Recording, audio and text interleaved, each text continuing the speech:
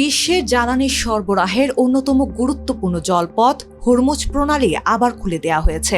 যুক্তরাষ্ট্র ও ইরান দুই পক্ষই এই তথ্য নিশ্চিত করেছে। এতে বিশ্ববাজারে কিছুটা স্বস্তি ফিরলেও দেখা গেছে মিশ্র প্রতিক্রিয়া, কারণ নিরাপত্তা নিয়ে উদ্বেগ এখনো কাটেনি। কাতার ভিত্তিক সংবাদ মাধ্যম আল জাজিরা এই তথ্য প্রকাশ করেছে। 17 এপ্রিল ফ্রান্সের প্রেসিডেন্ট ইমানুয়েল ম্যাক্রো এবং যুক্তরাজ্যের প্রধানমন্ত্রী কিয়ার স্টারমার প্যারিসে প্রায় 30 থেকে 40টি দেশকে নিয়ে একটি বৈঠকের আয়োজন করেন।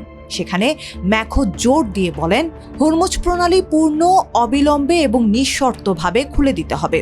এতে কোনো ধরনের টোল বা সীমাবদ্ধতা আরোপ করা হলে এই গুরুত্বপূর্ণ জলপথে একতরফা নিয়ন্ত্রণের সুযোগ তৈরি হবে।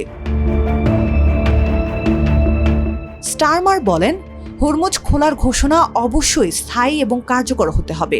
পরিস্থিতি অনুকূলে এলে যুক্তরাজ্য ও ফ্রান্স একটি শান্তিপূর্ণ ও প্রতিরক্ষামূলক বহুজাতিক নৌ মিশনের নেতৃত্ব দিতে প্রস্তুত।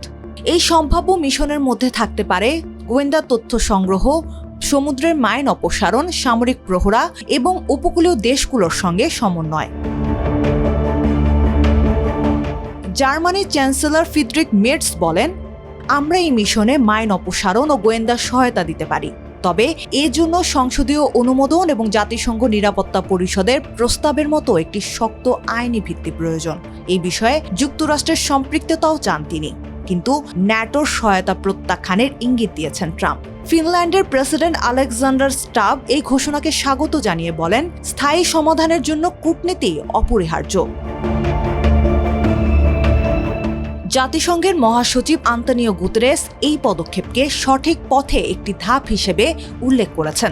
আন্তর্জাতিক সামুদ্রিক সংস্থার প্রধান আর্সেনিও ডোমিঙ্গেজ বলেন, আমরা যাচাই করছি এই ঘোষণা সত্যিই সব বাণিজ্যিক জাহাজের জন্য চলাচল নিরাপদ হয়েছে কিনা। বিশ্বের বড় বড় শিপিং কোম্পানিগুলো এখনও ঝুঁকি নিয়ে সতর্ক অবস্থানে রয়েছে। নরওয়েজিয়ান শিপ ওনার্স অ্যাসোসিয়েশন বলেছে, জাহাজ চলাচলের আগে কয়েকটি বিষয় পরিষ্কার হওয়া জরুরি, বিশেষ করে সমুদ্রের মাইন আছে কিনা, ইরানের শর্ত কি এবং তা বাস্তবে কিভাবে প্রয়োগ হবে। জার্মানির হ্যাপাগ লয়েড জানিয়েছে, আমরা এখনো প্রণালী দিয়ে চলাচল শুরু করিনি এবং পরিস্থিতি মূল্যায়ন করছি।